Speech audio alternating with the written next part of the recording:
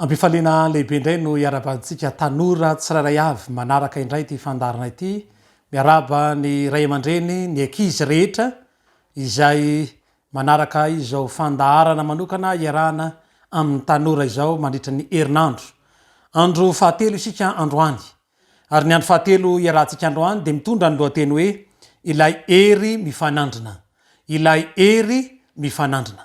Milohan'ny makafakatsika izany andalateny avy amin'ny tenin'Andriamanitra izany nefa dia sitrako indrindra raha iaraka hivavaka isika ka hanondrika ny lohantsika anaraka izany vavaka izany. Iaraka hivavaka isika tompoka.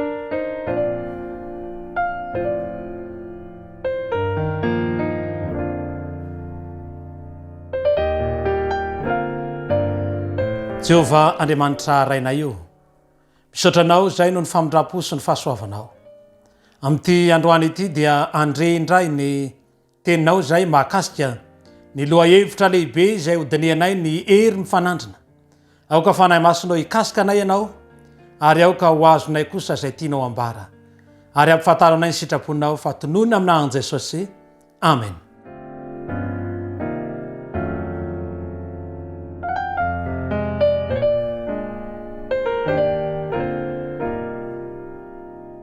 La hery mifanandrina maneho fifanindranana lehibe ary maro ao amin'ny soratra masina.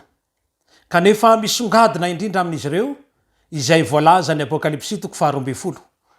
Miresaka manokana momba ny hady, miresaka ihany koa mahakasika ireo zavatra mitranga rehetra na ny mandresy na ny resy.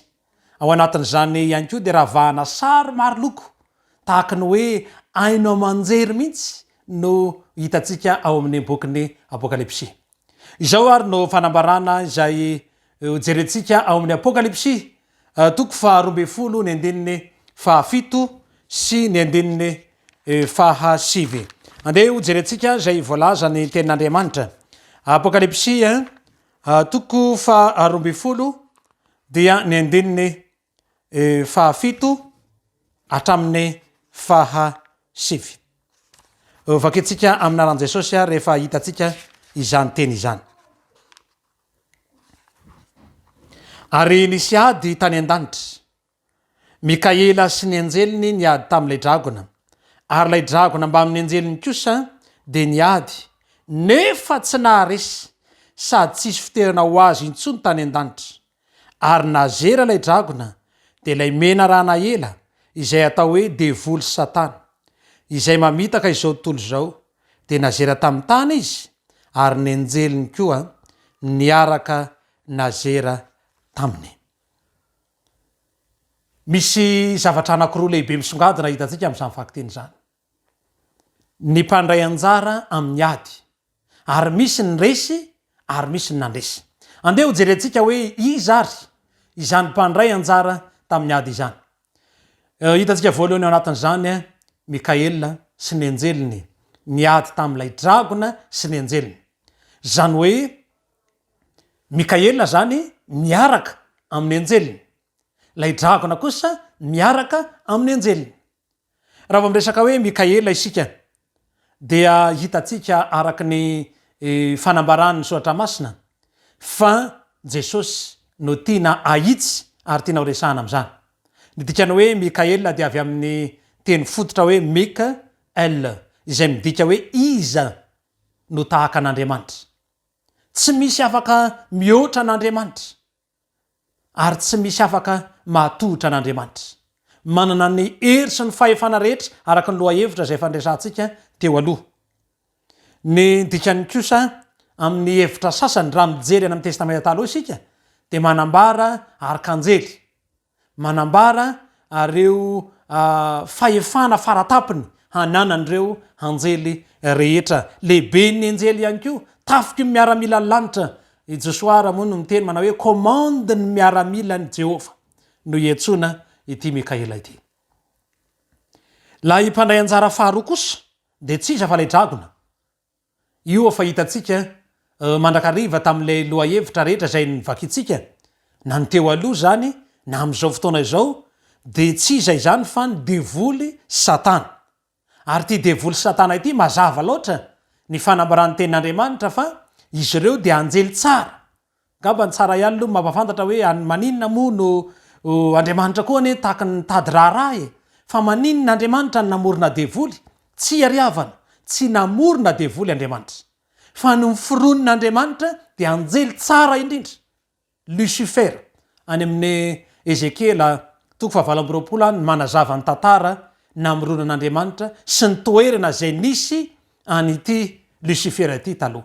Dikany hoe Lucifer mantsy dia teny roa avy amin'ny teny grika Lucie sy ny hoe Feros zay midika hoe mpitondra azavana. Noho izany tsy namorona devoly Andriamanitra fa Lucifer zay mitondra azavana ary voalaza ny tenin'Andriamanitra fa ny zava-maneno ny kipantsona ny zavatra rehetra nanalokaloka ny seza fiandrian'Andriamanitra izany ny toerana nisy any Lucifer. Fa tsy nrininy mihitsy ao amin'ny Ezekiela 7:20 ihany fa niavinavina ny fonao no niatsaratarenao. Io toetra atsaratare io zany nanimba any Lucifer dia niavinavina izy ary vokatra zay avinavina izay dia simba ny endriny na simba ny toetrany izy. Tandremo ry ava-malala ny toetra miavinavina ry tanora tandremo so dia mihevitra ny tenana hoe tsara tare ianao manambika manendrika ianao dia latsaka amin'ny fiavinavonana fa izany no lalana na avo sy na alava ary napotika tanteraka any Lucifer.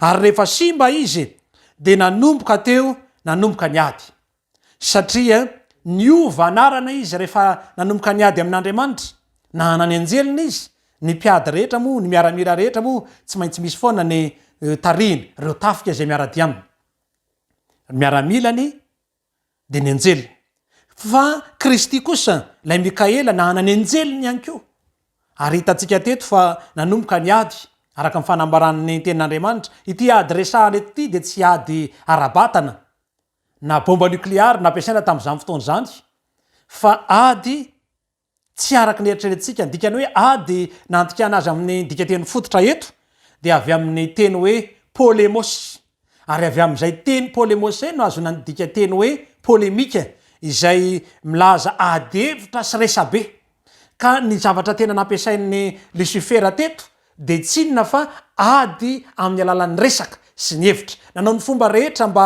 ahafahana mandresy lahatra sy manaparitaka ireo hevitra sy fotokevitra zany ny Lucifer ary tamin'izay fotoana zay dia azony ampahatelony anjely tany an-danitra. Hitantsika araka izany fa fahavalo fetsy izy ity ka na dia ny anjely azy mbola nahazony ny ampahatelony. Noho izany mila mitandrina mandrakarivotsika tanora amin'ity fahavalo izay mandehandeha tahaka ny liona mierina mitady zay rapany ity ary ny tanora ny tena akamaminy indrindra. Inona nefa ny zavatra mitranga rehefa nizotra ny ady nandeha zany ny ady natao ny fomba rehetra ny fampelezan-kevitra ny propagandy anehoana fa ratsy Andriamanitra anehoana fa tena masika didiky felehibe Andriamanitra mpanao didijado n'Andriamanitra kanefa ny ambady zany rehetra zany dia te hiaka ny toerana sy ny seza fiandrian'Andriamanitra izy. Any amin'ny Isaia dia mazava amin'ny fanambaran'ny tenin'Andriamanitra fa te hametraka ny seza fiandrianany ambony ny kitan'Andriamanitra izy. Vokatra zany toe-javatra izany dia nazera ary nesorona tamin'izany toerana izany izy. Ary rehefa nazera izy hoy ny tenin'Andriamanitra nazera miaraka amin'ny anjeliny resy teo anatrehan'ny fahamarinan'Andriamanitra. Nambalahelo ina ny zavatra nitranga rehefa nandeha niady tany an-danitra. Ao amin'ny Apokalipsy 12 ny andininy 12 zao ny vaky ny teny amin'an'i Jesosy. Loza ho an'ny tany sy ny ranomasina fa nidina ho any aminareo ny devoly sady manana fahatezena lehibe satria fantany fa kely sisa ny androny.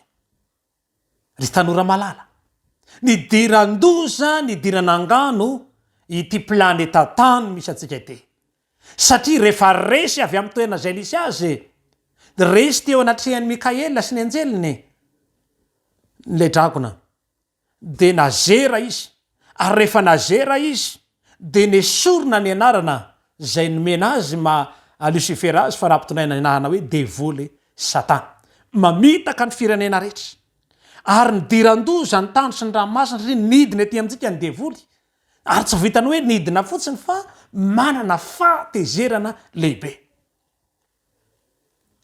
Noho izany rehefa tafidina tety ary izy, Andriamanitra moa mandrakariva mailo mandrakariva amin'ny toe-javatra rehetra. Ary tamin'izay fotoana izay Andriamanitra, satria hitantsika tany amin'ny Genesis toko voalohany, rehefa nanamboatra ny zavatra rehetra teto ambonin'ny tany Andriamanitra, eo amin'ny toko voalohany Genesis 1:30, dia hozy izy ny tenin'Andriamanitra hoe ary indro tsara indrindra izany. Genesis toko voalohany 1:30. Ny zavatra kanto sy tsara zay namboarin'Andriamanitra teto amin'ity planeta tany ity, rehefa nazera devoly ka nidina teto amin'ity tany ity, dia io no atako voalohany eo ataony, hamotika, handrava ary hamitaka andreto zanak'Andriamanitra ireto. Tamin'izany moa Adama sy Eva no mponina natao. Aingana dia aingana Andriamanitra nampandre ary nampitandrina an Adama sy Eva, satria efa fantatr'Andriamanitra fa resy ny Lucifera, dia nivadika ho drakona, dia nivadika ho menarana ela, dia voly Satana, dia miaraka amin'ny fahatezerana rehetra izy tonga andeha hamitaka andreto zanak'Andriamanitra olombelona zay namboarina reto. Dia hoy Andriamanitra hoe tamin'ny Adama, tandreminy hazo rehetra azonareo hoanina avokoa, fa ity avoan'ny satya aza hinanana, fa amin'ny andro hinanareo dia faty ianareo. Efa fantatr'Andriamanitra, tsindron'Andriamanitra mandrakariva ny teti-dratsy ny reto Lucifera reto ary mampitandrin'Andriamanitra. Ry tanora malala, betsaka amin'ny fampitandremana efa alefan'Andriamanitra amintsika. Ao anatin'izany ny tokony atao sy ny tsy tokony atao, ny didy folo tokony ho tandremana. Fa indraindray isika dia manadino an'izany fampitandremana izany, nampalahelo ny toe-javatra. Fa tonga Lucifera ao amin'ny Genesis toko 7:1-7, dia nampiasa ny fahaiza mandresy lahatra rehetra, ary teo no nahavoazany any Eva, teo ihany koa no nahavoazany any Adama. Tsy ho fatsy akory ianareo, fa amin'ny fotoana hinananareo azy dia hisokatra amin'ny masonareo tahaka an'Andriamanitra, ahalalany tsara tsy ny ratsy. Moa ve tsy efa mitovy amin'Andriamanitra Adama sy Eva tamin'ny famoronana? Fa izany zavatra izany no ampidiriny devoly amintsika. Misy hevitra vaovao ampidiriny Satana ao anatintsika tanora, ary zay toe-tsaina fifaninanana izay no ezahany Satana amin'ny tenantsika. Hitovy amin'Andriamanitra nefa efa mitovy amin'Andriamanitra ne Adama sy Eva. Androany tandremo ny toe-tsaina fifaninanana ary tanora malala. Lesona anankiray faharoa ihany koa dia mila tandremana ny tsy fahaizana manaraka ny sori-dalana omen'Andriamanitra. Na izany aza nefa rehefa tonga fahalavonana azo an'Adama sy Eva, tsy nitaza-potsiny Andriamanitra. Ny Andriamanitrantsika dia Andriamanitra mahafinaritra. Mety milavo ihany koa ianao amin'ny mahatanora antsika, mety misy ny fahavoazana maso antsika. Andriamanitra dia mahafinaritra ny Andriamanitra io. Andriamanitra tsy mijery fotsiny Andriamanitra. Ao amin'ny Genesis toko 7:10, dia nanome teny fikasana Andriamanitra fa ampifandrafesiko ianao sy ny vehivavy, ny taranaka ao sy ny taranany, izy anoritolondoanao, ianao kosa anoritolony mbelatongany. Io teny fikasana lehibe nomen'Andriamanitra io no fanavotana faratapin'ny taranak'olombelona. Ry hava malala, Jesosy no asehony zany teny fikasana izany. Jesosy no tsy maintsy mateo amin'ny hazo fijaliana ho solony zay rehetra fandikan-dalàna zay nataontsika izany. Vokatra zany hazo fijalian'i Kristy izany nefa dia nitondra fandresena lehibe teo amin'ny hazo fijaliana. Nandresy fandrony ray Kristy tamin'ny alalan'ny hazo fijaliana, ary afaka mandresy zay rehetra mandray an' Jesosy, afaka mandresy zay rehetra manatona an' Jesosy. Ary zany fandresena lehibe zany no nitediaviny Satana fatratra ny tsy hatateraka an'izany fahafatesan'i Kristy amin'ny hazo fijaliana izany. Ry hava malala, maty ho aso anao Kristy. Ry tanora malala, nandresy, afaka mandresy ny fahafatesana isika, afaka mandresy ny fahotana isika, afaka mandresy ny fahalemena isika miaraka amin'ny Jesosy. Noho izany meteza andray an' Jesosy. Ary amin'ny andro farany aza, voalaza ny tenin'Andriamanitra Apokalipsy toko 20:10, hoy ny tenin'Andriamanitra hoe ho atsipy any amin'ny farimy rehetra afo ny devoly. Io mbola fandresena lehibe anankiroa izay aseho eto. Fandresena voalohany dia tany an-danitra, resy izy ary nazera. Fandresena farany izay tena goavana indrindra dia fandraisana ny devoly ary atsipy any amin'ny afo solofara. Amin'ity androany ity, tian'Andriamanitra no mpandresy ianao. Mba tianao ve ny andresy ny fakapanahy, tianao ve ny andresy ny asan'ny devoly, tianao ve ny andresy reo olana maro samihafa, ny fahalemena misy ao aminao am'ty androany ety. Nitady ny fomba rehetra Jesosy.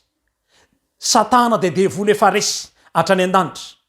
Na de ohatrany hoe nandresy zany azy izy tao amin'ny saedena, dia resy tamin'ny fomba ofisialy teo amin'ny hazo fijaliana izy. Ary afaka mandresy amin'ny devolitsika amin'ny alalan'i Jesosy.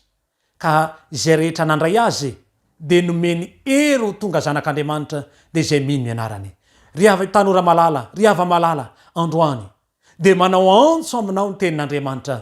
Miantso anao Kristy manao hoe manatona ty amiko ianareo zay mavesatresita sy miasa fatratra, fa hanome fiadanana anao Kristy. Miantso atsika Andriamanitra ry tanora malala.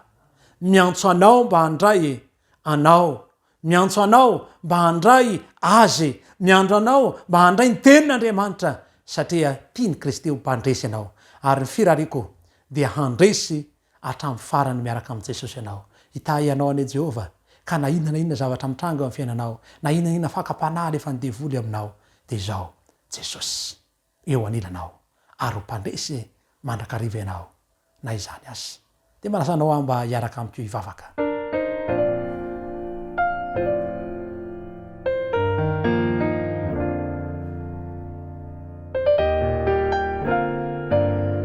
Tompo Andriamanitra iray eo, misaotranao zay no ny teninao, te ho mpandresy izahay. Devoly dia mitady ny fomba rehetra ary efa resy, kanefa miporofonao fa afaka mandresy izahay zay rehetra manatona anao. Raiso ny tanora Jesosy malala, raiso izahay Jesosy malala, ary fandrinay feno, fandrinay lalina, ny ahatonga anay rehetra mba ho mpandresy miaraka aminao. Hitahiny fiainanay ary momba anay, naran'i Jesosy. Amen.